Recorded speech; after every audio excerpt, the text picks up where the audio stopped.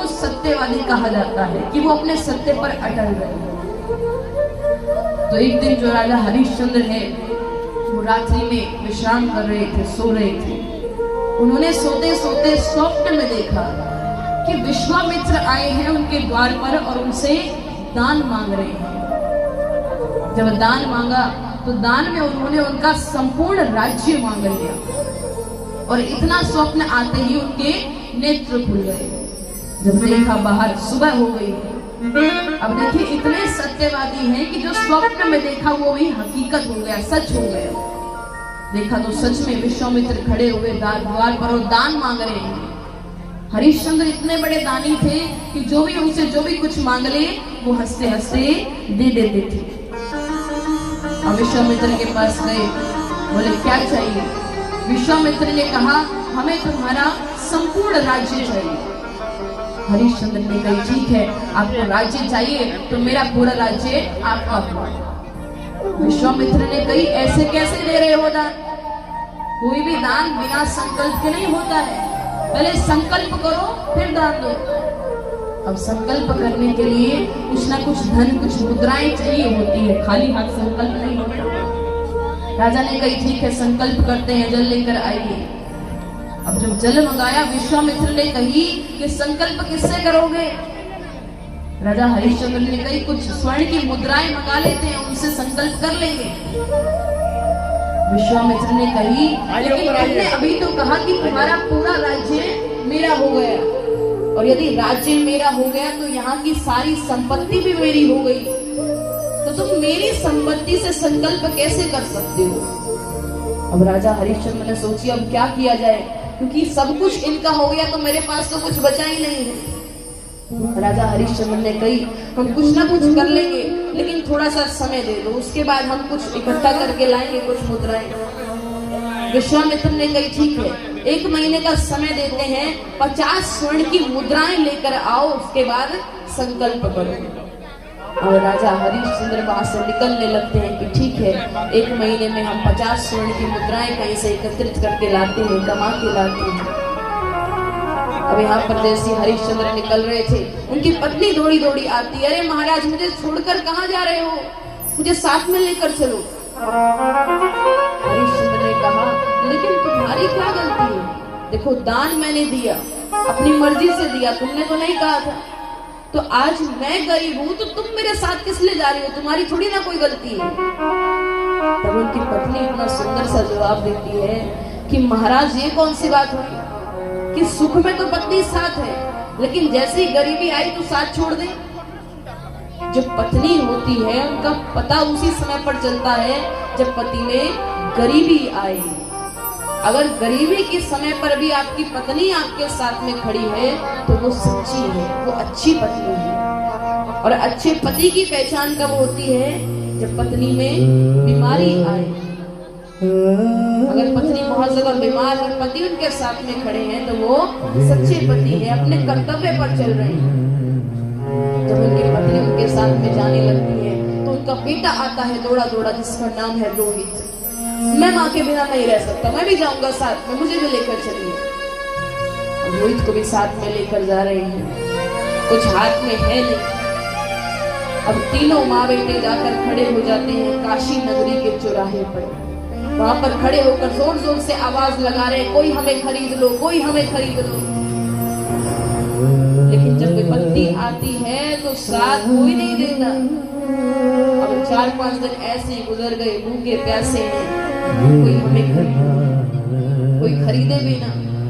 लेकिन स्त्री के तो फिर भी ग्राहक मिल ही जाते हैं। वहां पर एक ब्राह्मण आते हैं, उन्होंने कहा इस स्त्री को तो मैं खरीद सकता हूँ और बदले में 20 स्वर्ण मुद्राएं दूंगा, लेकिन इसको क्या करना पड़ेगा? मेरे घर का सारा कार्य करना पड़ेगा, मेरी पत्नी बीमार है उसकी सेवा करनी पड़ेगी। उनकी पत्नी ने कहा ठीक है 20 स्वर्ण मुद्राएं तो मिलेंगी। जाने लगते हैं। अब देखिए जब परिस्थिति खराब होती है तब सब किस तरह का बर्ताव करते हैं, कैसा व्यवहार करते हैं। अब उनकी पत्नी को वो ऐसे आदर सम्मान से नहीं लेकर जा रहे हैं, घसीटते हुए लेकर जा रहे हैं केश पकड़कर, क्योंकि अभी उनके पास कुछ है नहीं। पहले तो राजा रानी थे, सब सम्मान करते थे, लेकिन जब कुछ नहीं बचा तो सब ऐसे कर रहे हैं। जब उनकी माता को इस प्रकार जाते देखा तो रोहित चिल्लाने लगा, मेरी माता के साथ ऐसा मत करो, मुझे भी साथ में लेकर चलो, मुझे भी साथ में जाना है। रोहित जब पीछे पीछे बोला, उनकी माता ने कही, इसे भी लेकर चलिए ना, ये भी कुछ कार्य कर देगा, आप बदले में इसको कुछ मुद्राएं दे देना। उस ब्राह्मण ने कहा, ठीक है, लेकर तो चलेंगे, 10 स्वर्ण मुद्राएं भी दे देंगे, लेकिन इसको जो घर के बाहर का काम है, ईंधन लाना, वो सब इसको करना पड़ेगा। उनकी पत्नी ने कही, ठीक है। अब यहाँ पर रोहित और उनकी माता दोनों तो चले जाते हैं उस ब्राह्मण के घर पर। इधर जो हरिश्चंद्र हैं वो कुछ दिन के लिए और खड़े रहते हैं। उसके बाद वहां पर एक चांडाल आता है। उस चांडाल ने कहा, हम तुम्हें खरीद लेंगे और कार्य क्या करना पड़ेगा, तुम्हें शमशान घाट के बाहर खड़े रहना है, और जो भी व्यक्ति अपने किसी परिजन को लेकर आए वहां पर उसका अंतिम संस्कार करने के लिए, तो तुम्हें उनसे कर लेना है, कर यानी टैक्स लेना है। हरिश्चंद्र ने कही, ठीक है, कर लेंगे, बदले में 20 स्वर्ण मुद्राएं चाहिए। ठीक है। अब हरिश्चंद्र चांडाल के साथ में निकल गए।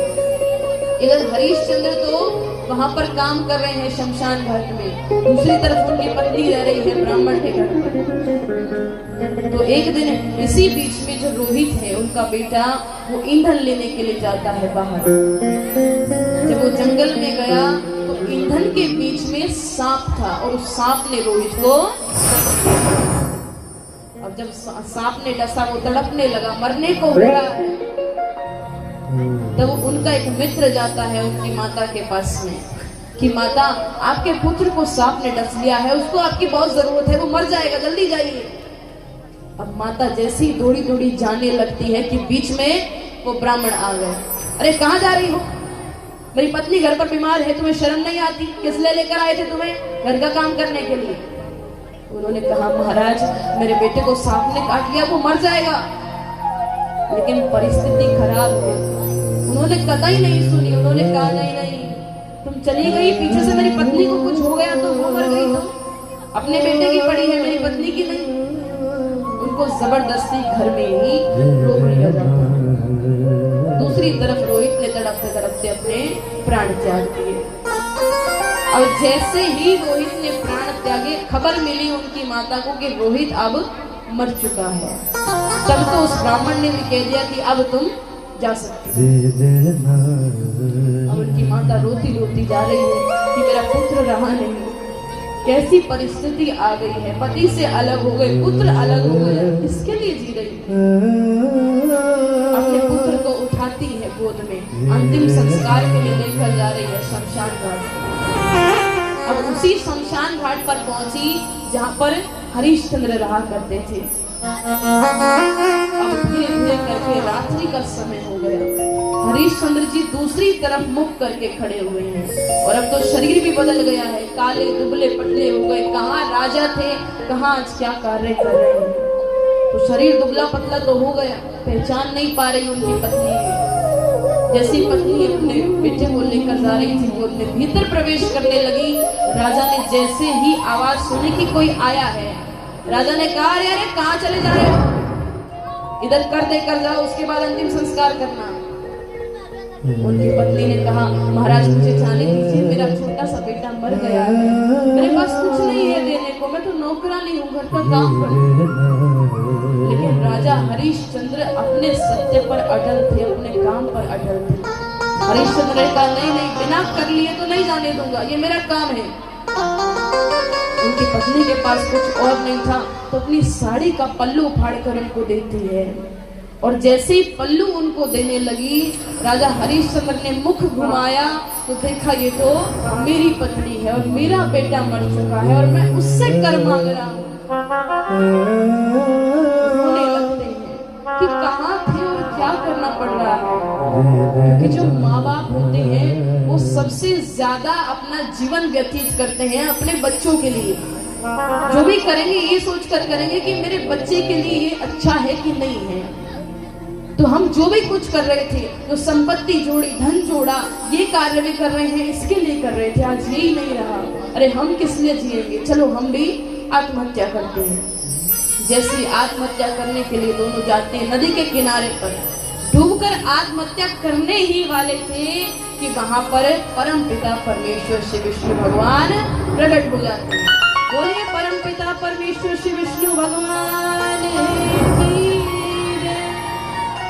जैसे भगवान वहां पर आए, उनको देखा उनकी स्थिति में, भगवान भी रोने लगते हैं कि देखिए कितने सत्यवादी हैं। भगवान उनकी परीक्षा जरूर लेते हैं कि जो सत्य पर रहते हैं। जैसे ही भगवान आए, भगवान ने कहा चिंता ना करो, मैं तो केवल तुम्हारी परीक्षा ले रहा था कि लोग तुम्हें सत्यवादी कहते हैं, लेकिन क्या तुम उस शब्द के लायक हो कि नहीं हो, सच पर अटल हो कि नहीं हो। और तुमने आज दिखा दिया कि तुम हकीकत में सत्यवादी हो। और यहाँ पर भगवान ने उनके पुत्र को भी जीवन दान दे दिया। तो आइए इसी